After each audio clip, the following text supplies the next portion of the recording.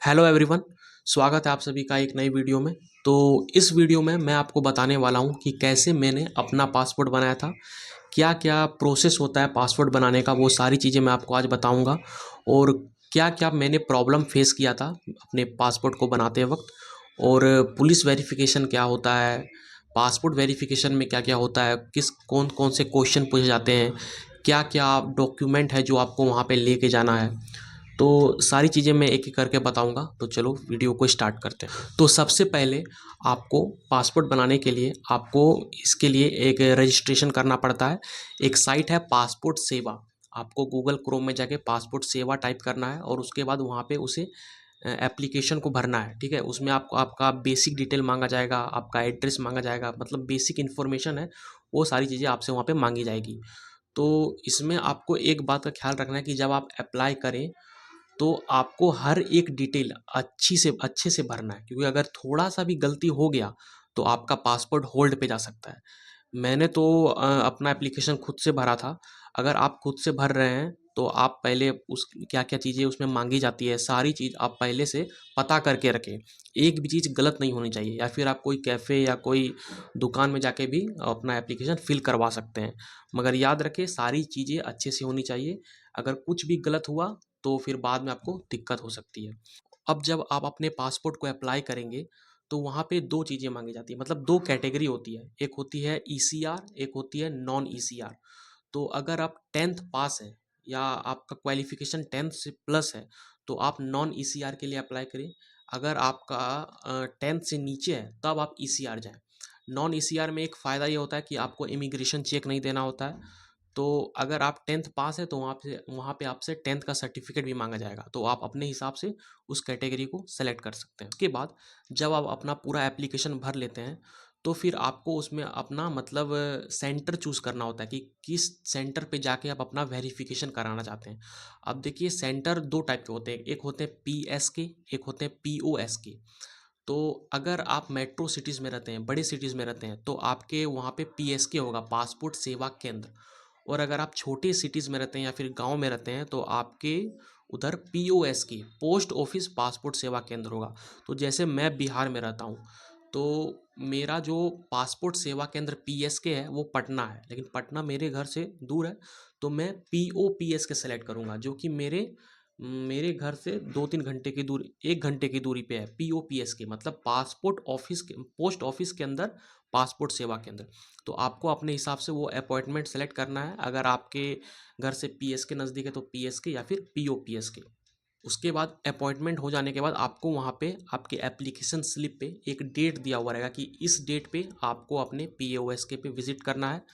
अब जब आप अपने पीओपीएसके को विज़िट करेंगे तब आपको जो डॉक्यूमेंट ले जाना है वो मैं आपको बता रहा हूँ, एकदम ध्यान से सुनिएगा। एक भी डॉक्यूमेंट मिसिंग रहा तो वहाँ पे आपके पासपोर्ट को होल्ड में रखा जा सकता है। तो जो डॉक्यूमेंट आपको लेके जाना है वो है आपका जो एप्लीकेशन स्लिप है, जो आप एप्लीकेशन फॉर्म है आपका जो आपने भरा है वो लेके जाना है, प्लस आपका 10th का मार्कशीट, 10th का सर्टिफिकेट, बर्थ सर्टिफिकेट, और आपको आधार की फ़ोटो कॉपी ले जानी है। अब यहाँ पे सुनिएगा, आपको जो आधार की फ़ोटो कॉपी ले जानी है वो डिजिटली साइंड होना चाहिए। मतलब जो आपका पासपोर्ट मतलब जो आपका आधार कार्ड रहता है वो उसकी फ़ोटो कॉपी आपको नहीं ले जानी है। आपको माई आधार ऐप के पोर्टल पे जाना है। वहाँ पे जाने के बाद अपना आधार कार्ड डाउनलोड करना है जो कि अनमास्क्ड रहना चाहिए, मतलब उसमें पूरा आधार नंबर दिखना चाहिए और वो डिजिटली साइंड रहना चाहिए।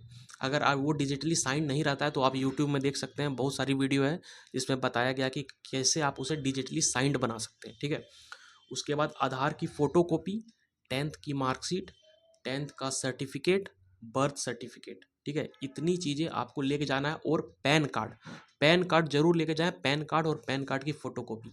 ये जो डॉक्यूमेंट है ये आपको लेके ही जाना है। अगर एक भी डॉक्यूमेंट अगर आप भूल जाते हैं तो फिर वहीं पे आपके पासपोर्ट को होल्ड पे कर दिया जाएगा। तो ये सारी डॉक्यूमेंट जब आप पासपोर्ट ऑफिस जा रहे हो पासपोर्ट वेरिफिकेशन के टाइम, तो ये सारी डॉक्यूमेंट आपको लेके ही जाना है।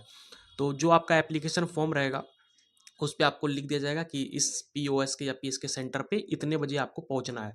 अब वहाँ पे जो रिपोर्टिंग टाइम है आप कोशिश कीजिए उससे 10 या आधा घंटा पहले ही आप वहाँ पहुँच जाए, क्योंकि भीड़ होने लगती है। उसके बाद हो सकता है अगर पहले पहुँचने से आपको ही मतलब बेनिफिट होगा।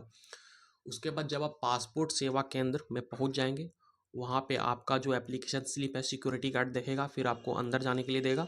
अब वहाँ पे क्या होता है कि 3 काउंटर होता है। पहले आपको वहाँ पे जाना है, आपको एक टोकन जनरेट होगा। टोकन जनरेट होने के बाद आपको काउंटर नंबर 1 में भेजा जाएगा। काउंटर नंबर 1 में आपका जो डॉक्यूमेंट है वो वेरीफाई होगा, चेक होगा।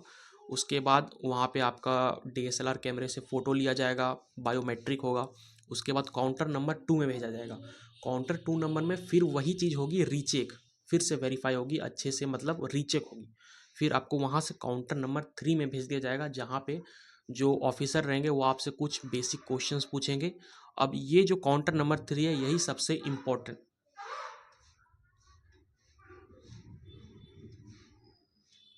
अब ये जो काउंटर नंबर 3 है, यही सबसे ज़्यादा इम्पोर्टेंट आप कर सकते हैं लेवल या पड़ाव है। यहाँ पे आपसे वो जो ऑफिसर है 1-2 क्वेश्चन पूछेगा, बेसिक क्वेश्चन, उन्हें आपको बताना है और वो फिर आपका डॉक्यूमेंट दिखेगा और वही आपका मतलब ऊपर भेज देगा, मतलब प्रोसीड कर देगा कि हाँ, अब आप पुलिस वेरिफिकेशन करा सकते हैं। तो ये जो होता है ये सारे मतलब पीएसके के होते हैं, लेकिन मेरे केस में क्या हुआ था कि मेरा जो पीओ पीएसके था, वहाँ पे उतनी भीड़ नहीं थी, मतलब मैं ही था और मेरे साथ एक जन और थे। तो उन्होंने हम दोनों को बुलाया और 2 ऑफिसर थे, उन्होंने सारा कुछ चेक किया, मतलब कॉन्सर वगैरह सब चीज़ कर ली, बायोमेट्रिक भी हो गया और मेरा प्रोसीड हो गया, क्योंकि भीड़ वगैरह थी नहीं, मैं ही अकेला था। तो ये हो गया पासपोर्ट वेरिफिकेशन का जो प्रोसीजर है। उसके बाद जब आपका पासपोर्ट वेरिफिकेशन हो जाता है तो 1 से 2 दिन के अंदर आपके फ़ोन में मैसेज आ जाएगा कि आपका डॉक्यूमेंट प्रोसीड हो चुका है, अब आप पुलिस वेरिफिकेशन करा सकते हैं। तो पुलिस वेरिफिकेशन में बेसिकली आपका एड्रेस वेरिफिकेशन होता है कि आप जिस जगह रहते हैं उस जगह के आप परमानेंट रेसिडेंट हैं, यानी परमानेंट अस्थाई निवासी हैं या नहीं। तो जब आपको पुलिस स्टेशन से कॉल आएगा कि आप इस दिन आइए, आपका पुलिस वेरिफिकेशन होगा, तो आपको क्या क्या लेके जाना है। पहला तो आपका जो एप्लीकेशन स्लिप है वो, दूसरा आपका आधार कार्ड, ये तो लेके जाना, लेकिन जो सबसे मेन चीज़ है वो मैं अभी आपको बताता हूँ। अगर आप गांव में रहते हैं तो आपके जो सरपंच हैं या मुखिया हैं, या फिर अगर आप नगर पंचायत नगर निगम में रहते हैं तो आपके जो वार्ड हैं या फिर जो आपके एरिया का लीडर है, उससे आप स्टैम्प पेपर में उसका जो मतलब पैड रहता है उसमें आप स्टैम्प पेपर नहीं, सॉरी, उसका जो पैड रहता है उसमें आपको लिखवा के जाना है कि मेरा नाम ये है और मैं इस जगह का अस्थाई निवासी हूँ, और उनका वहाँ पे स्टैम्प रहेगा और सिग्नेचर रहेगा। ये बहुत इंपॉर्टेंट डॉक्यूमेंट है, ये प्रूफ देता है कि आप उस जगह के अस्थाई निवासी हैं। इसको लेकर और आधार कार्ड और वही एप्लीकेशन का जो फॉर्म है उसे लेकर आपको पुलिस स्टेशन जाना है। वहाँ पे वो सारी चीज़ें आपके देखेंगे और फिर वो आपको मतलब आपका जो एप्लीकेशन है वो फर्दर प्रोसीड कर देंगे। इतनी इतने प्रोसेस हो जाने के बाद एक से, मेरा तो 3 से 4 दिन लग गया था, लेकिन 1 सप्ताह पकड़ के चलो, 4 से 5 दिन के अंदर, या फिर 4 से 5 दिन के अंदर आपके फ़ोन में मैसेज आ जाएगा कि आपका पासपोर्ट पोस्ट द्वारा आपके घर आ गया है, फिर आप वहाँ से उसे ले सकते हैं। तो ये थी मतलब बेसिक डिटेल, पासपोर्ट वेरिफिकेशन और पुलिस वेरिफिकेशन कैसे होता है। तो लेकिन जब आप फॉर्म भरें तो उसे आप बहुत अच्छे से भरें, आप बहुत सारी यूट्यूब वीडियोस देख सकते हैं या फिर किसी से पूछ लें कि वहाँ पे एक ज़रा भी गलती नहीं होना चाहिए, ठीक है। जो जो आप एप्लीकेशन भर रहे हो, ECR, non ECR, normal passport, fresh passport, मतलब जो भी है वो आपको अच्छे से भरना है। अब मैं दिखाता हूँ, मेरा जो पासपोर्ट है वो मुझे कल ही डिलीवर हुआ था पोस्ट ऑफिस द्वारा। ये पासपोर्ट है, इसे था इस वीडियो में कि पासपोर्ट कैसे बनाया जाता है, क्या प्रोसेस होता है। आई होप आपको वीडियो पसंद आया होगा, तो चलिए मिलते हैं अगली वीडियो में।